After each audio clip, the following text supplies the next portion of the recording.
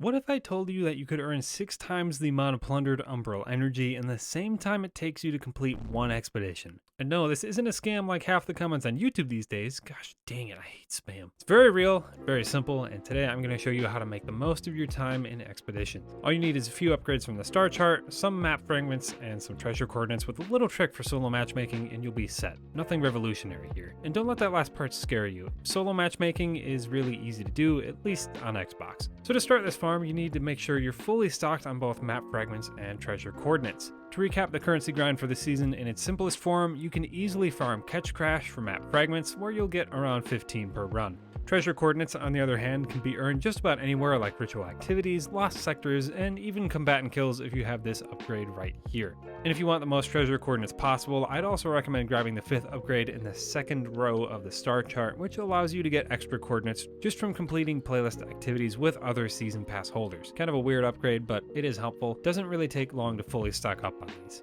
At this point, you want to check and make sure you bought the double plundered energy upgrade from the star chart here in the first row. This upgrade lets you slot an expedition map that grants double umbral energy when you dig up treasure at the end, and that ties in with the farm perfectly because you're actually going to be digging up all 3 treasure piles in the expedition by yourself, which is where the whole 6 times part comes in. Probably heard of this trick, but I figured if you haven't by now, it'd be helpful to cover it. Definitely helped me get some red borders for this season, get some of that stuff done. So basically all you have to do is dig up your treasure at the end, and then rocket yourself or go out of bounds, respawn, slot another map, and dig up another treasure. You do not want to open the skeleton key chest first. For whatever reason, this kind of tricks the game into letting you dig up another treasure each time instead of having to do the activity all over again. And if you have a team of 3 you can farm this with, that's actually perfect, because all you have to do is count down and each of you dig up the treasure pile at the same time, and you all get that reward. And you can rinse and repeat 2 more times with your teammates for 3 total treasures. However, if you're anything like me, you don't have a team to farm with. So here's how you can solo queue into match-made activities on Xbox so you're not a huge jerk and stealing other people's loot and treasure. Not cool.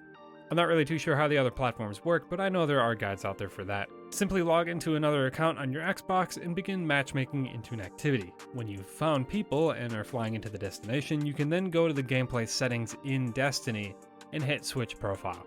Then just select the profile you normally play with and intend to farm with, and you're good to go. Anything you load into from this point will be a solo activity, just gotta wait a little bit, and anytime you want to re-enable matchmaking, you can just exit the game and reload it, and that's all you have to do. So this way, like I said, you're not being a total jerk, stealing other people's loot at the end of an expedition, and wasting their time. I know it might sound like a lot of work, but it's actually really simple and very profitable. And as far as I can tell, this trick's been in the game for years. Bungie has dished out no punishments for this, so you're not going to be running into any bans or any concerns like that.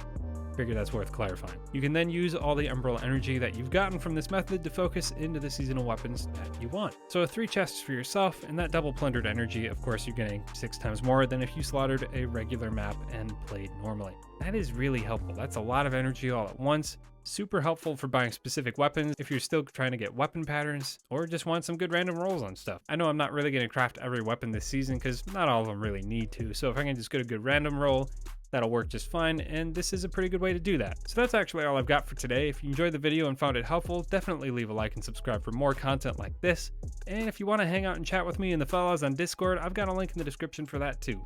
Anyway, as always, thank you so much for watching. I'll catch you guys in the next one.